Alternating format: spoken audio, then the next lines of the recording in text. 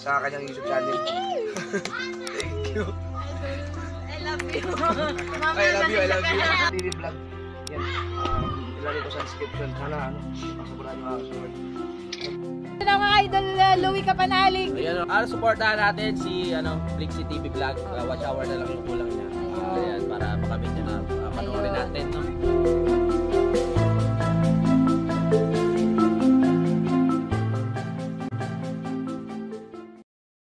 Morning mga ka-Flexie, panibagong vlog, panibagong araw po. At ngayon po, this one is the day 2 of our NAT exam. So, ngayon po, i-interviewin po natin ang supervisor po from DepEd. And we have here, sir. It's been Lota. Ayan. Hindi ako supervisor from DepEd, room supervisor for NAT lang. Okay. Klaro lang natin, kasi iba ang posisyon ng supervisor sa division talaga at ang room supervisor sa NAT. Kasi parang sa test lang ngayong araw naging supervisor. Room supervisor. Ayan, sir. So, good morning. Okay. Ano pangalan ng mga followers? Flexie, ka-Flexie. Good morning mga ka-Flexie. Ayan. Frex na ba tayo? Ayan. So, may tanong po ako mga ka-Flexie kay sir kasi hindi din po ako familiar. Kasi ang NAT po is required for them to be in college. So, meron kasi kami mga estudyante na absent ng first day, pero present po ng second day.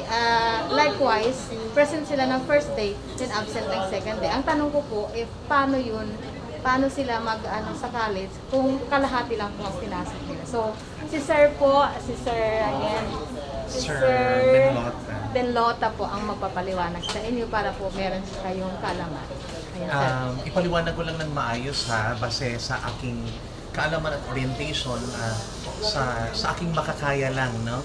Mga ka-Flexie kasi ito'y exit examination lang. So kinaklaro naman ni Ma'am Pat, kaya baka matakot yung ating mga estudyante, mga anak na hindi nakapag-exam ngayong araw or sa mga NAT pang paparating natin. Ikaklaro lang natin na ang NAT ay exit examination. Ang INCAI kasi, yung National Career Assessment Examination natin, ito talaga yung tinitingnan natin yung lakas ng bata, yung kanyang strand na pupuntahan pagdating ng college or na kanyang kung anong ang kanyang pupuntahang kurso, yun yung makakatulong. Pero ayon sa aking kaalaman, sana hindi tayo mabash at sana po ito'y akin lamang na base sa aking natutunan at sa mga orientation namin, ito'y exit examination lang sa mga bata. So may mga ibang mga universities, colleges, or mga just in case na mga cases like pupunta sa abroad ang bata, may mga forms na doon na any form of examination, maaaring isa din yun sa mga hahanapin pero hindi talaga siya required for college entrance kasi ang NAT kasi is more on exit examination lang. Dito lang naman ata tinitingnan ng Department of Education ang lakas ng mga bata, anumang ang kanilang mga natutunan, ang ating pong mga naituro na mga leksyon sa mga bata ito. Kaya kung mali man ang aking kasagutan, pasensya na po. Ito po'y base lang po sa ating orientasyon at natutunan at nalalaman. So sana po hindi po tayo mabash, pero ito po'y ang National Achievement Test natin ay exit examination. So, thank you very much, sir. So, another question, sir. So, thank you for the info. Yes, din po ako may natutunan din po ako sa iyo. Another question po, sir, as an interview. How do you find AU? Ano pang masasabi niyo? Ano siya tawag nito? Ang pagmamahal ay priceless. Wow, thank you. Kaya yung mga proctors na nasa amin ngayon, tinatanong namin talaga kanina paglapag noon kayo nasa dito namin na naalagaan ba sila doon sa amin kasi ang amin kasi is sana kung ano man ang naipakitang pagmamahal ng Arellano University kasi alam mo yung pamper na pamper ka, lahat okay, smooth lahat, no? Hindi mo talaga o hindi matatawaran yung pagmamahal ng Arellano sa amin dito sa Taga-Kalayaan National High School. At sana magpatuloy yung ating koneksyon, no? Ang ating pagmamahal at kung ang tanong ay kumusta ang inyong ang aming masasabi sa Arellano University, sobrang salamat sa pagmamahal, yung pagtanggap ninyo, yung pag-asikaso ninyo, yung inyong walang sawang pag-asiste sa amin. Ito po ay sobrang amin pong pinasalamatan. Oo, at sana tuloy-tuloy ang ating pong koneksyon, ating pagmamahalan, ating pagtulong-tulungan.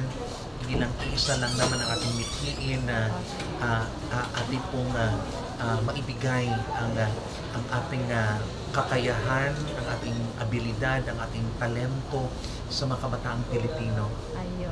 no, na makatapos sila at magkaroon ng edukasyon na atin namang minimithi. Ang bawat eskwelahan naman ay gano'n naman ang mga mithiin naman talaga. So Arellano University, maraming salamat, at sa lahat po ng mga bumubuo dito na sa ating principal na si Sir Verinia, maraming salamat, at sa buong admin ng Arellano University, sobrang salamat sa pagmamahal. Ayun.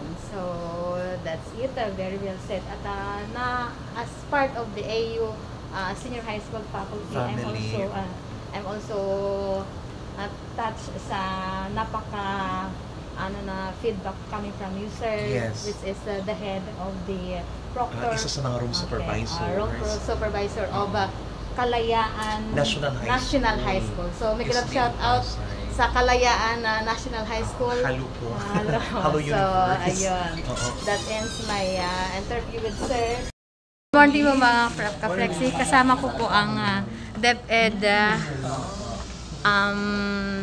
supervisor, monitoring official, si Sir Maverick Tudao.